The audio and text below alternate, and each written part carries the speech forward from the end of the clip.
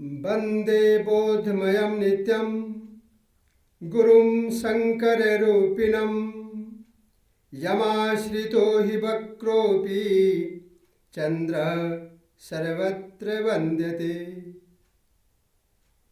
हरितालिका व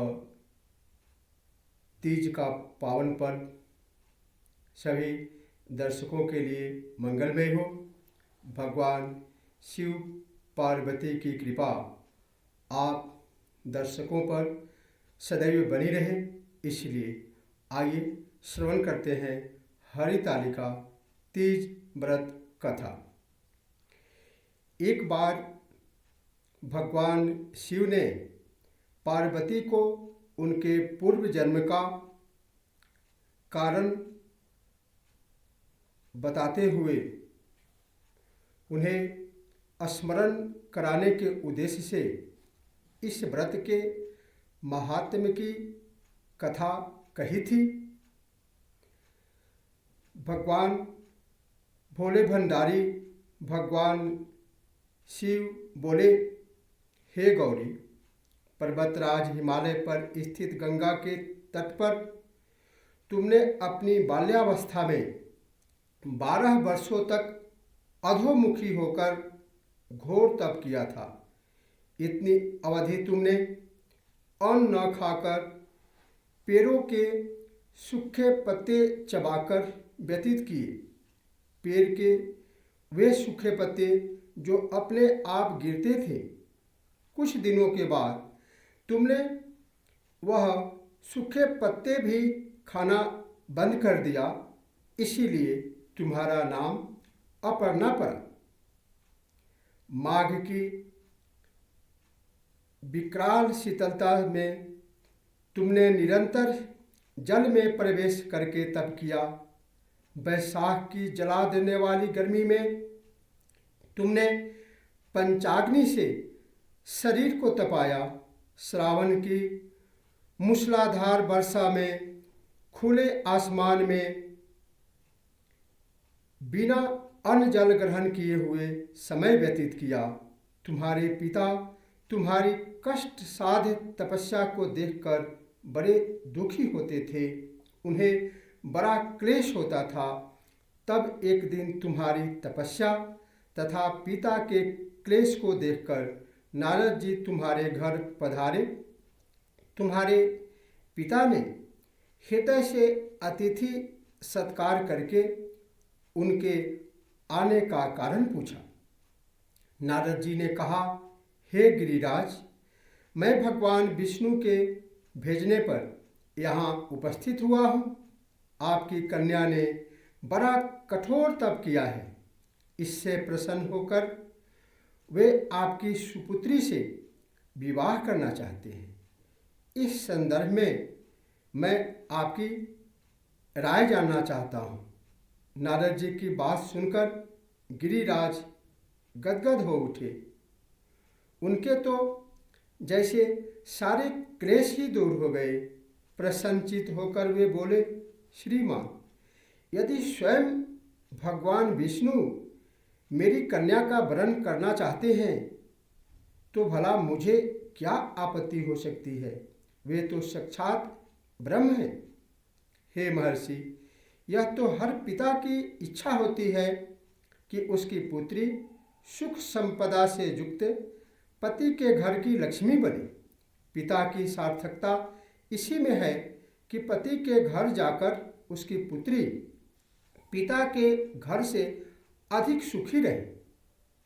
तुम्हारे पिता की स्वीकृति पाकर नारद जी विष्णु के पास गए और उनसे तुम्हारे ब्याह के निश्चित होने का समाचार सुनाए।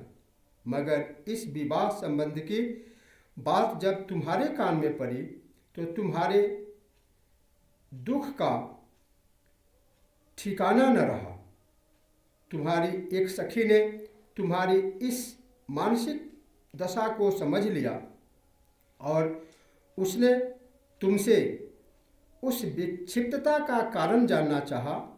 तब तुमने बताया, मैंने सच्चे हृदय से भगवान शिव शंकर का वरण किया है, किंतु मेरे पिता ने मेरा विवाह विष्णु जी से निश्चित कर दिया है। मैं विचित्र धर्म संकट में हूँ, अब मैं क्या करूँ? प्राण छोड़ देने के अतिरिक्त अब कोई भी उपाय शेष नहीं बचा है। तुम्हारी सखी बड़ी ही समझदार और सूझबूझ वाली थी। उसने कहा, सखी, प्राण त्यागने का इसमें कारण ही क्या है? संकट के मौके पर धैर्य से काम लेना चाहिए। नारी के जीवन की सार्थकता इसी में है कि पति रूप में हृदय से जिसे एक बार स्वीकार कर लिया, जीवन पर्यंत उसी से निर्वाह करे। सच्ची आस्था और एक निष्ठा के साथ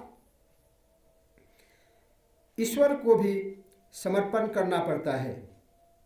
मैं तुम्हें घनघोर जंगल में ले चलती हूँ, जो साधना स्थली भी हो और जहाँ तुम्हारे पिता तुम्हें खोज भी न पाए।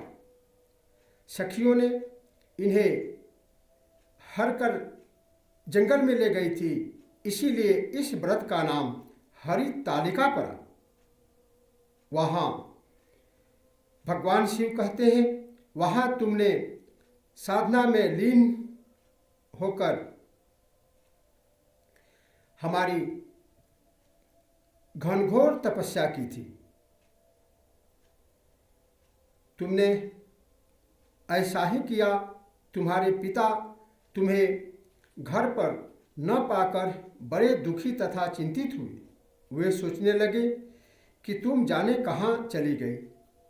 मैं विष्णु जी से उसका विवाह करने का प्रण कर चुका हूँ।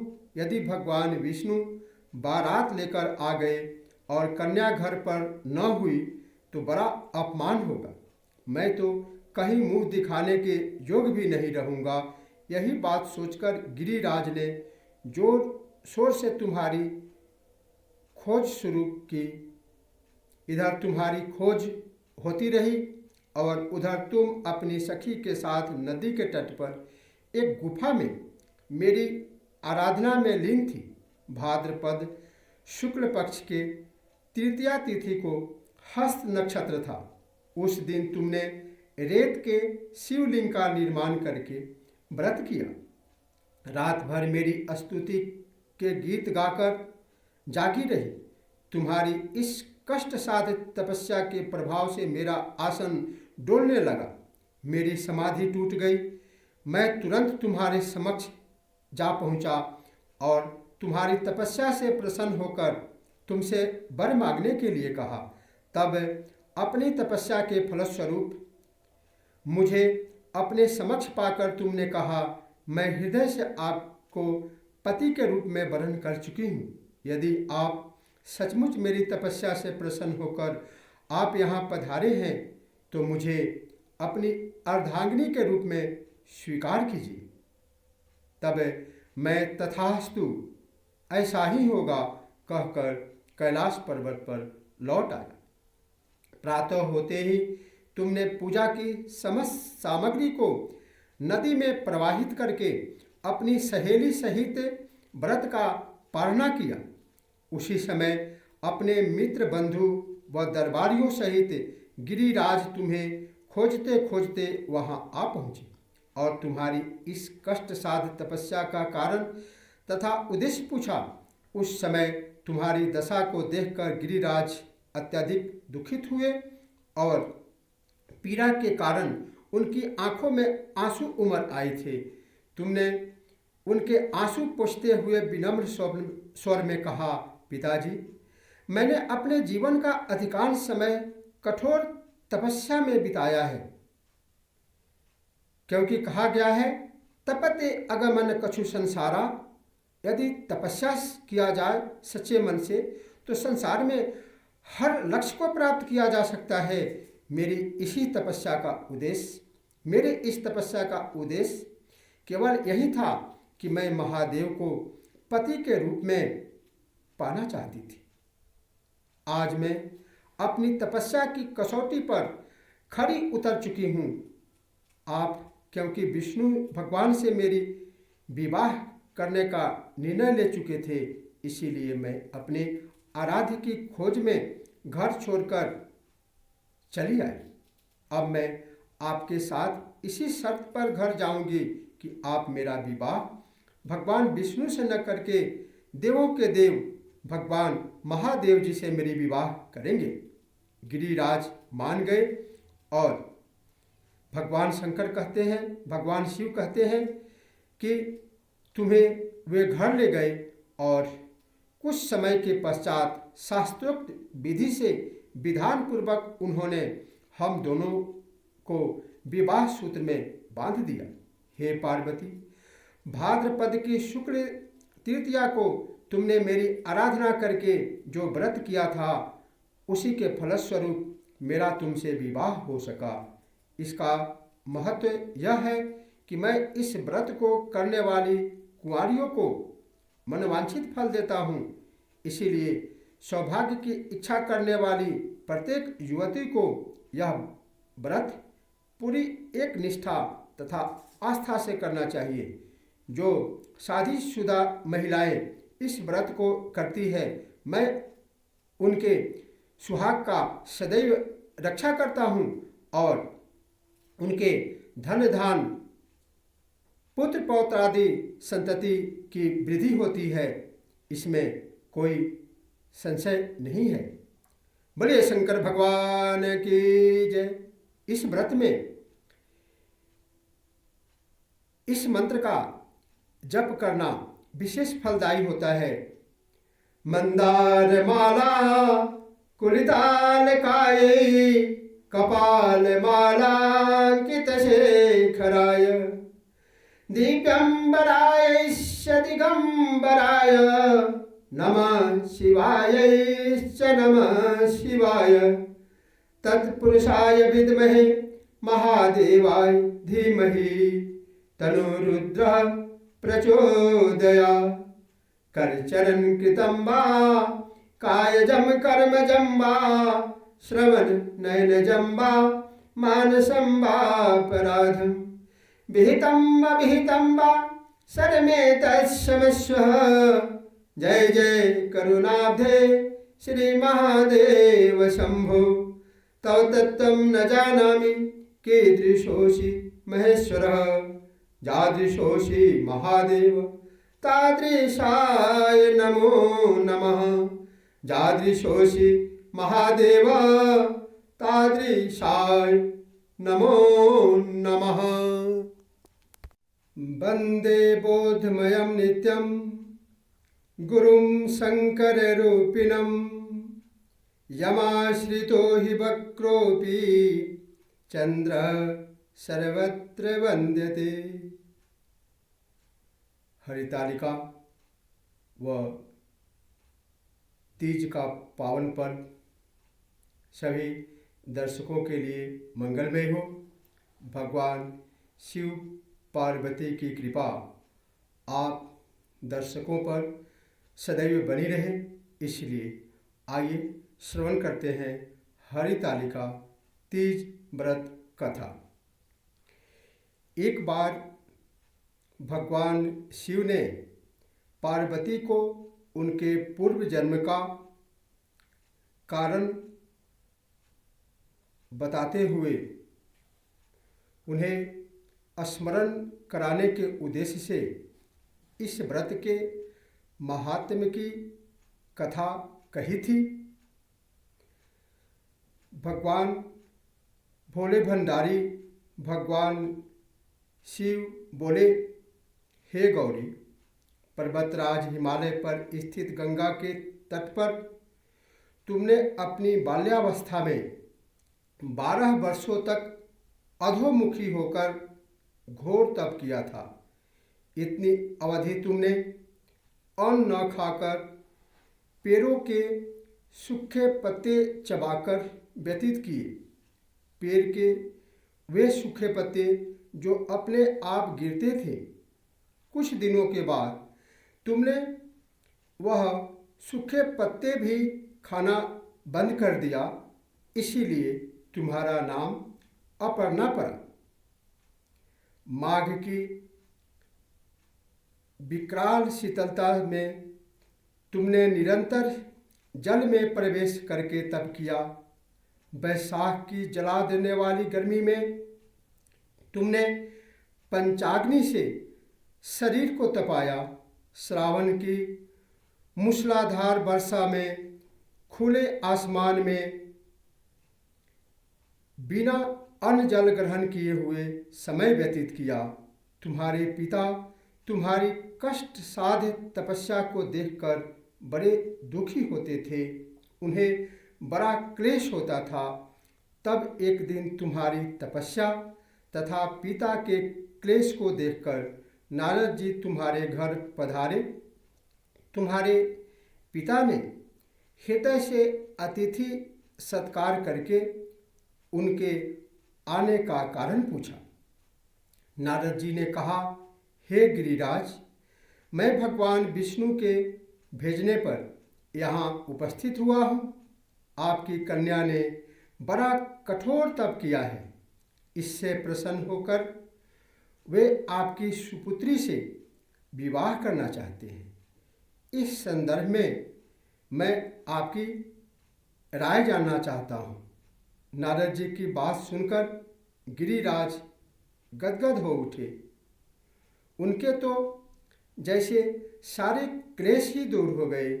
प्रसन्नचित होकर वे बोले, श्रीमान, यदि स्वयं भगवान विष्णु मेरी कन्या का वरण करना चाहते हैं तो भला मुझे क्या आपत्ति हो सकती है? वे तो साक्षात ब्रह्म हैं। हे महर्षि, यह तो हर पिता की इच्छा होती है कि उसकी पुत्री सुख संपदा से युक्त पति के घर की लक्ष्मी बने। पिता की सार्थकता इसी में है कि पति के घर जाकर उसकी पुत्री पिता के घर से अधिक सुखी रहे। तुम्हारे पिता की स्वीकृति पाकर नारद जी विष्णु के पास गए और उनसे तुम्हारे ब्याह के निश्चित होने का समाचार सुनाए। मगर इस विवाह संबंध की बात जब तुम्हारे कान में पड़ी तो तुम्हारे दुख का ठिकाना न रहा।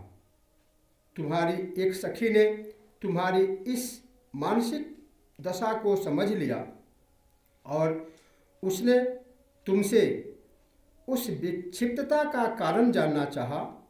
तब तुमने बताया, मैंने सच्चे हृदय से भगवान शिव शंकर का वरण किया है, किंतु मेरे पिता ने मेरा विवाह विष्णु जी से निश्चित कर दिया है। मैं विचित्र धर्म संकट में हूँ। अब मैं क्या करूँ?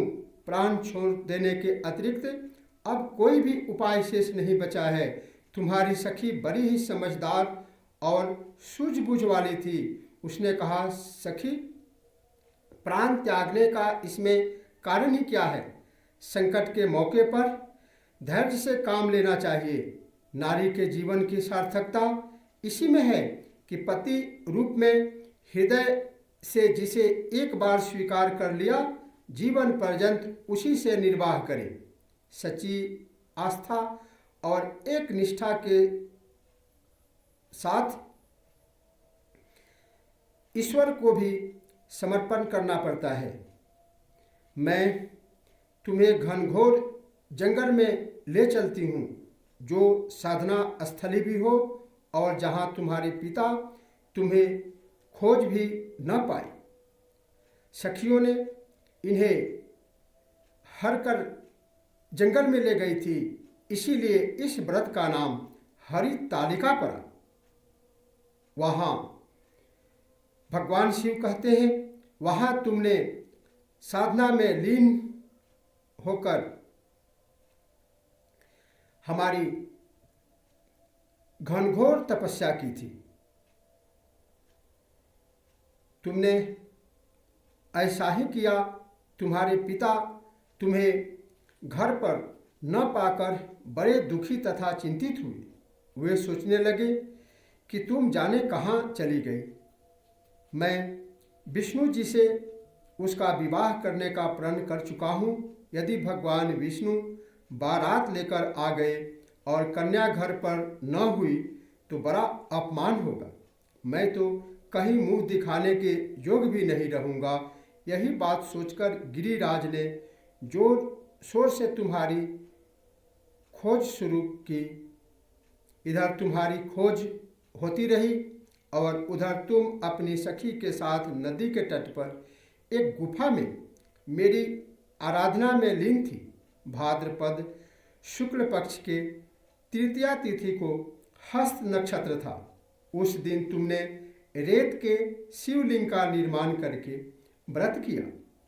रात भर मेरी स्तुति के गीत गाकर जागी रही। तुम्हारी इस कष्ट साधित तपस्या के प्रभाव से मेरा आसन डोलने लगा। मेरी समाधि टूट गई।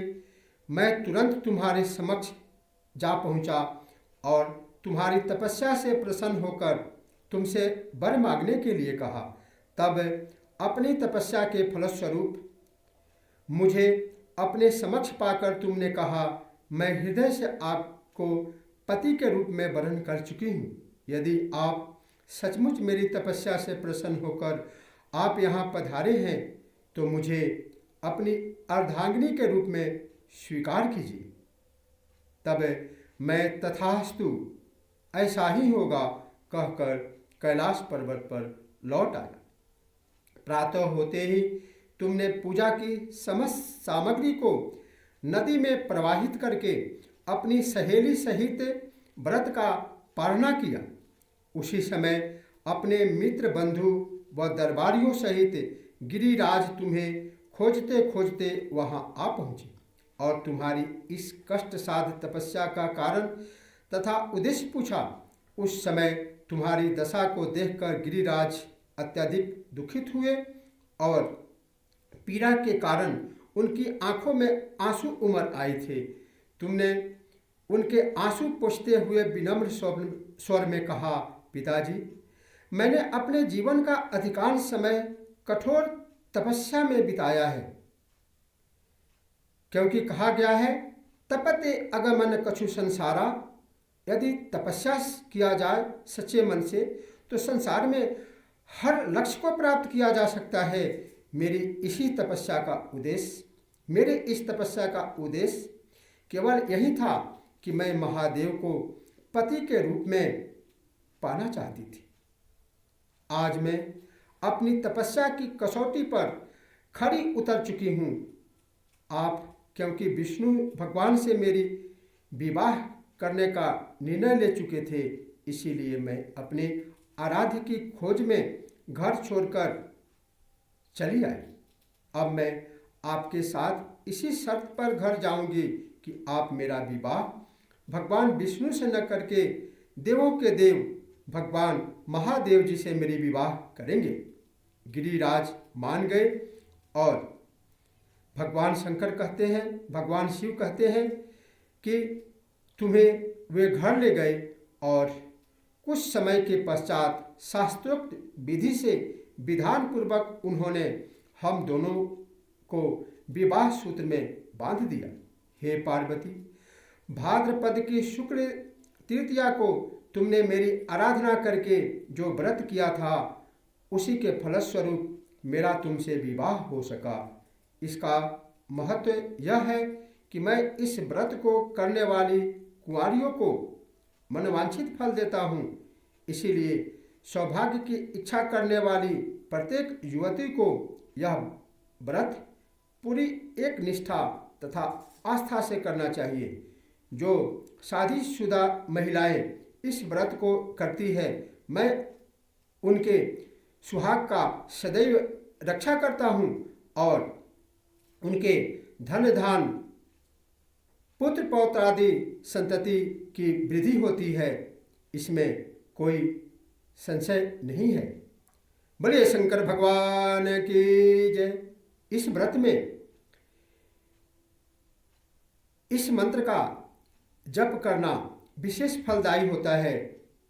मंदार माला कुलिताल काये कपाल मालांकित शेखराय दिव्यंबराय दिगंबराय नमः शिवाय नमः शिवाय तत्पुरुषाय विद्महे महादेवाय धीमहि तनुरुद्रः प्रचोदयात्। करचरण कृतं वा कायजं कर्मजं वा श्रवण नयनजं वा मानसं वापराधं विहितं अविहितं वा सर्वमेतत्क्षमस्व। जय जय करुणाब्धे श्री महादेव शंभो। तव तत्त्वं न जानामि कीदृशोऽसि महेश्वरः। यादृशोऽसि महादेव तादृशाय नमो नमः। यादृशोऽसि महादेव तादृशाय नमो नमः।